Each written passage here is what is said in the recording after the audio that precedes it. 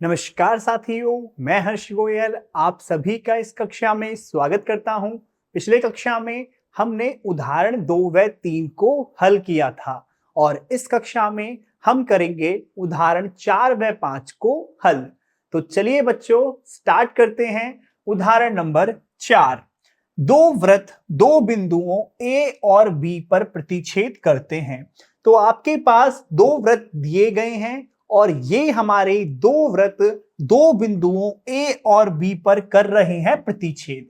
AD और AC दोनों वृत्तों के व्यास हैं। देखो क्या है, आपके पास AD हो गया एक इस वृत्त का व्यास, AC हो गया आपके दूसरे वृत्त का व्यास, और हमसे सिद्ध करवा रहा है कि जो B है वो रेखाखंड DC पर स्थित है। कि ये जो B बिंदु है हमें सिद्ध करना है रेखाखंड DC पर स्थित है। तो देखिए हम किस प्रकार से इसे करेंगे सिद्ध।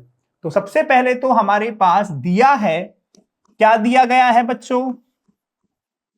देखिए हमारे पास दिया गया है कि दो वृत्त हैं, बिंदु A और B पर करते हैं ये प्रतिच्छेद। तो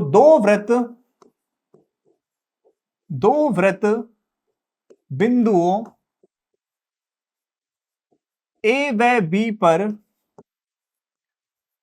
B पर प्रतिच्छेद करते हैं और हमारे पास व्यास क्या है? AD और AC दोनों वृत्तों के व्यास हैं। AD और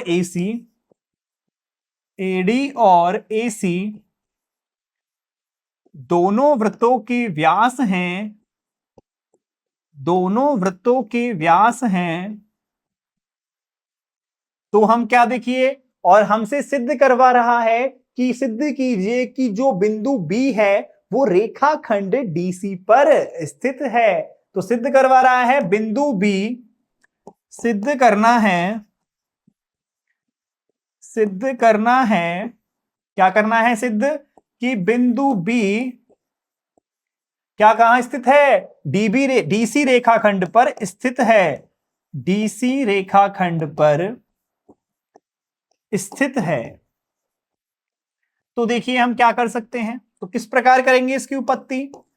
तो देखिए बहुत सरल बात है, आपको सिर्फ इतना समझना है कि क्या करना है हमें। देखो समझो, यदि हम बात करें किसकी, इस DB की, तो देखिए अब क्या हो जाएगा, हमारे पास व्यास दिया गया है ये AD, इस वृत्त का व्यास है AD, और यदि हम इस पे कोण बनाएं तो देखो ये कौन सा कोण अंतरित कर रहा है यहां पर, और हमें पता है कि वृत्त का व्यास कौन से कोण पर अंतरित करता है? 90 डिग्री के कोण पर अंतरित करता है। या फिर हम कह सकते हैं कि अर्धवृत्त में बना हमारा जो कोण होता है वो 90 डिग्री का होता है। ऐसे ही देखिए इस वाले वृत्त का व्यास कौन सा है? आपका AC, और ये क्या कर रहा है? ये भी आपका यहां पर क्या करेगा? समकोण पर अंतरित करेगा, क्योंकि आपका क्या है? AC व्यास है, तो अर्धवृत्त में बना कोण 90 डिग्री का होता है। तो यहां से हम क्या कह सकते हैं, क्या हो जाएगा? हमारा कोण ABD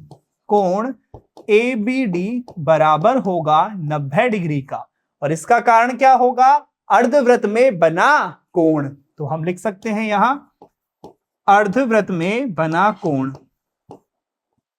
अर्धवृत्त में बना कोण। और देखिए और हम क्या कह सकते हैं, कोण ABD हमारा यदि 90 हुआ है तो कोण हमारा ABC भी कैसा होगा? 90 का होगा। कोण ABC भी हमारा 90 डिग्री का होगा। ये भी क्या है हमारा? अर्धवृत्त में बना कोण, अर्धवृत्त में बना कोण। तो देखिए क्या हो जाएगा, ये दोनों कोण हमारे 90 के हैं, तो यदि हम इन दोनों को जोड़ दें, मान लेते हैं ये हमारा समीकरण 2 है और ये हमारा समीकरण नंबर 1 है। दोनों समीकरणों को यदि हम जोड़ें तो हमारे पास क्या आएगा? देखो समीकरण 1 प्लस समीकरण 2 से क्या हो जाएगा? इन दोनों समीकरणों को जैसे ही हम जोड़ेंगे हमारे पास कोण ABD प्लस के कोण हमारा ABC ABC, ये दोनों हमारा 90 + 90 हो जाएगा। मतलब कि क्या हो जाएगा यहां से, इन दोनों का योग हमारे पास 180 डिग्री के बराबर हो जाएगा। तो कोण ABD प्लस कोण ABC, इन दोनों का योग हो गया हमारे पास 180 डिग्री। तो अब आप देखिए, यदि हम ये कहें कि इन दोनों कोणों का योग 180 डिग्री है और ये दोनों कोण कहां पर स्थित हैं आपके, इस वाली रेखा पर, तो अब बताओ रैखिक युग्म से हम क्या कह सकते हैं कि क्या कहते हैं, यदि एक रेखा है और इस पर किरण आपतित होती है तो इनके दोनों कोणों का योग 180 डिग्री के बराबर होता है। और यदि यहां पर ये दोनों कोण 180 डिग्री का योग है, इसका मतलब क्या होगा कि हमारी डीबीसी क्या होगी, एक रेखा होगी। तो अतः डीबीसी एक रेखा है। डीबीसी क्या हो गई, रेखा हो गई। और यदि हमारी डीबीसी एक रेखा हो गई तो हम कह सकते हैं कि बिंदु बी हमारे रेखाखंड डीसी पर स्थित है। अतः बिंदु बी रेखाखंड डीसी पर स्थित है। ठीक है, समझ में आ गया, ये हमारा इस पर स्थित है। अतः बिंदु बी रेखाखंड डीसी पर हमारा स्थित है। क्लियर? तो सभी को ये चीज समझ में आ गई किस प्रकार किया है, एक बार दोबारा देख लीजिए। देखो ये आपका क्या है, व्यास है, इसलिए हमने अर्धवृत्त पर बना कोण 90 डिग्री का होता है, ये कोण 90 का कर दिया। ये हमारा व्यास AC है, इसलिए ये भी हमारा 90 का हो गया, क्योंकि हमें पता है कि जो हमारा व्यास होता है वो हमारा समकोण पर अंतरित करता है कोण को, तो दोनों 90-90 के हो गए। जैसे इन दोनों कोणों को हमने जोड़ा, इनका योग 180 आ गया, और जैसे ही इनका योग 180 आया, मतलब हमारी जो डीबीसी है वो एक रेखा हो गई, अर्थात बिंदु बी डीसी रेखाखंड पर स्थित होगा। क्लियर? तो ये हो गया हमारा यहां पर ये सिद्ध। तो सभी को समझ में आया किस प्रकार से हमने इसे यहां पर सिद्ध किया है। अब हम करते हैं इसका अगला उदाहरण। तो उदाहरण 5 है, सिद्ध कीजिए कि किसी चतुर्भुज के अंतः कोणों के समद्विभाजकों से बना चतुर्भुज चक्रीय चतुर्भुज होता है। तो देखिए हमारे पास एक चतुर्भुज है ABCD, और ये कह रहा है कि इस चतुर्भुज के अंतः कोणों के समद्विभाजकों से हमारे पास एक चतुर्भुज बनेगा, और उस चतुर्भुज को हमें सिद्ध करना है चक्रीय चतुर्भुज। तो किस प्रकार कर सकते हैं, देखिए इसे। तो हमारे पास दिया है, क्या दिया गया है बच्चों, हमारे पास दिया गया है कि ABCD एक चतुर्भुज है। ABCD एक चतुर्भुज है और इसके अंतः कोणों के समद्विभाजकों से हमें एक चतुर्भुज प्राप्त हो रहा है। इसके अंतः कोणों A, B, C व D से क्या हो रहा है, अंतः कोणों के समद्विभाजकों से बना चतुर्भुज। तो A, B, C व D के समद्विभाजकों से बना चतुर्भुज कौन सा हो जाएगा, D के समद्विभाजकों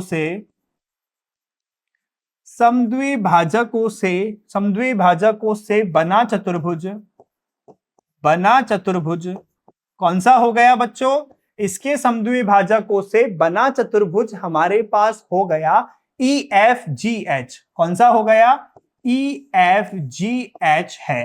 ठीक है, ये हो गया चतुर्भुज, और हमें सिद्ध करना है कि इसके समद्विभाजकों से जो चतुर्भुज बन रहा है वह हमारा चक्रीय चतुर्भुज होगा। तो EFGH एक चक्रीय चतुर्भुज है। कैसा है ये, एक चक्रीय चतुर्भुज है। तो देखिए इसे सिद्ध किस प्रकार करेंगे। तो सबसे पहले यदि हम बात करें तो त्रिभुज AHD में देखो क्या कह सकते हैं। सबसे पहली बात तो हम ले रहे हैं त्रिभुज AH और D। तो इस त्रिभुज में हम क्या कह सकते हैं, त्रिभुज के तीनों कोणों का योग 180 डिग्री के बराबर होता है। तो इसका मतलब ये कोण और ये कोण, तीनों कोणों का योग हमारे पास कितना आएगा, 180 डिग्री आएगा। मान लीजिए कि ये कोण हमारा 1 है, यहां पर जो कोण है वो हमारा कोण 2 है और ये कोण हमारा 3 है। तो इन तीनों कोणों का योग 180 डिग्री के बराबर आएगा। तो हम कह सकते हैं त्रिभुज AHD में कोण 1 प्लस कोण 2 प्लस कोण 3, इन तीनों का योग 180 डिग्री के बराबर होगा त्रिभुज के तीनों कोणों का योग, तीनों कोणों का योग। ठीक है, अब देखिए, अब देखो, अब क्या कर सकते हैं, इन तीनों कोणों का योग 180 डिग्री आ रहा है। अब देखो, ये जो कोण 1 है ये हमारे क्या है, कोण A का समद्विभाजक है। मतलब हम कोण 1 को लिख सकते हैं कोण A/2। और देखो, ये जो कोण 3 है ये हमारे कोण D का समद्विभाजक है। मतलब हम लिख सकते हैं कोण 3 बराबर कोण D/2। तो यहां से हम लिख सकते हैं, क्या लिख देंगे, हम लिख देंगे कि कोण 1 है वो हमारे कोण A का आधा है प्लस कोण 2, और जो कोण 3 है, जैसे कि ये कोण 1 था, ये कोण 3 था और ये वाला हमारा कोण 2 था, और हमने त्रिभुज लिया था AHD। ठीक है, तो क्या हुआ कि जो कोण 3 है वो हमारा आधा है कोण D का, तो यहां से ये लिख दिया। तो ये हमारे पास हो जाएगा कितना, 180। मतलब 1/2 कोण A प्लस कोण D प्लस कोण 2 बराबर 180 डिग्री। समीकरण नंबर इसे मान लेते हैं हम 1। ठीक है, तो यहां से समीकरण ये हो गया 1।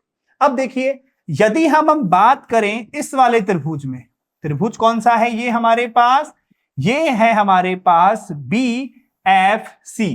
तो अब त्रिभुज BFC में, तो इस त्रिभुज में हम क्या कह सकते हैं, त्रिभुज BFC में हम ये कह सकते हैं कि इन तीनों कोणों का योग 180 डिग्री के बराबर होगा। क्लियर बात है।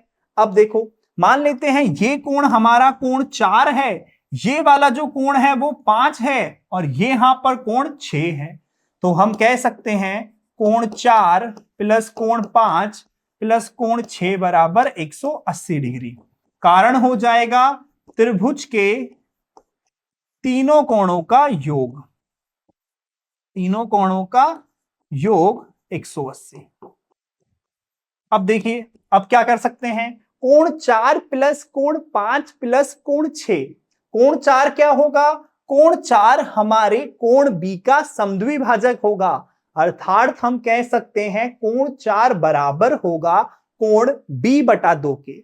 इसी प्रकार कोण 6 हो जाएगा हमारे कोण C का आधा। तो यहां से हम कह सकते हैं कोण 4 हो जाएगा कोण B/2, ये कोण 5 और ये कोण D/2 किसके हो गया, D/2 के हो गया। ये हो गया आपका यहां पर D/2, तो ये D/2 हो गया 180 डिग्री के बराबर।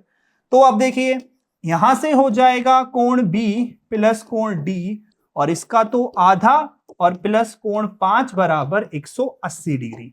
ये समीकरण नंबर 2 मान लेते हैं।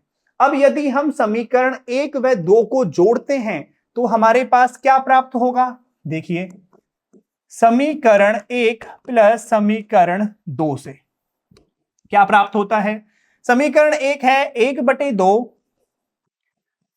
कोण A प्लस कोण D प्लस कोण 2 बराबर 180 डिग्री, और जब हम जोड़ें 1/2 क्या आ जाएगा, यहां पर आ जाएगा कोण B प्लस कोण D। ओके, यहां पर क्या हो जाएगा, ये आपका जो कोण 6 है ये कोण C का आधा होगा, तो यहां पे आप इसे C लिख लीजिए, और यहां भी ये C हो जाएगा। तो ये आपके कोण C का आधा है, तो यहां से ये हो जाएगा और ये आपका D हो जाएगा। तो ये यहां पर ये हो गया हमारा कोण B प्लस कोण C, और प्लस कोण 5 बराबर 180 डिग्री।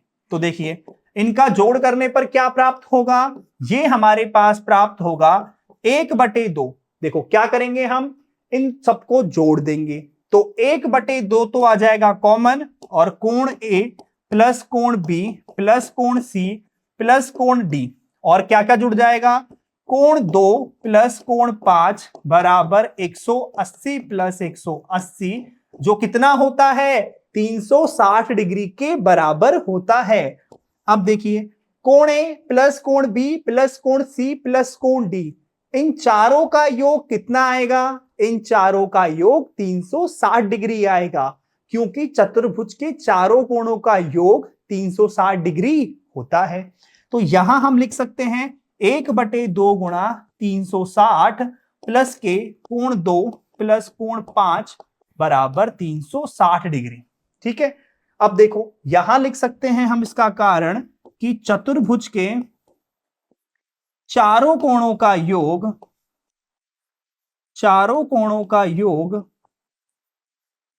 360 डिग्री के बराबर होता है,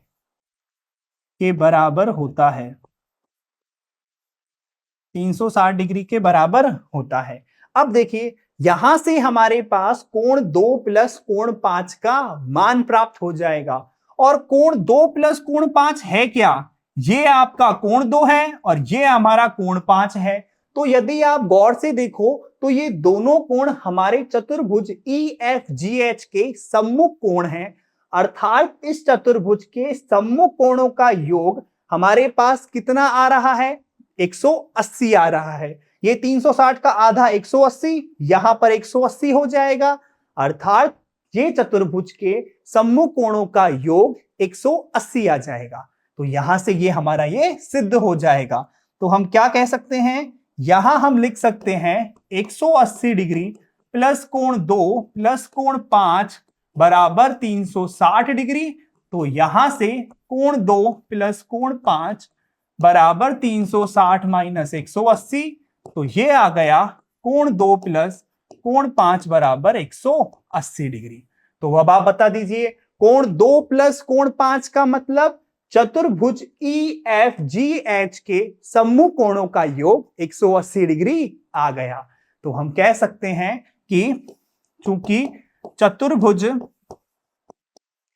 EFGH के सम्मुख कोणों का योग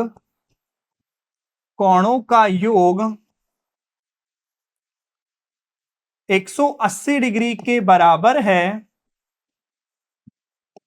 यही तो पढ़ी थी प्रमेय कि यदि किसी चतुर्भुज के सम्मुख कोणों के एक युग्म का भी अगर योग 180 आता है तो हम कह सकते हैं क्या होगा, इसलिए चतुर्भुज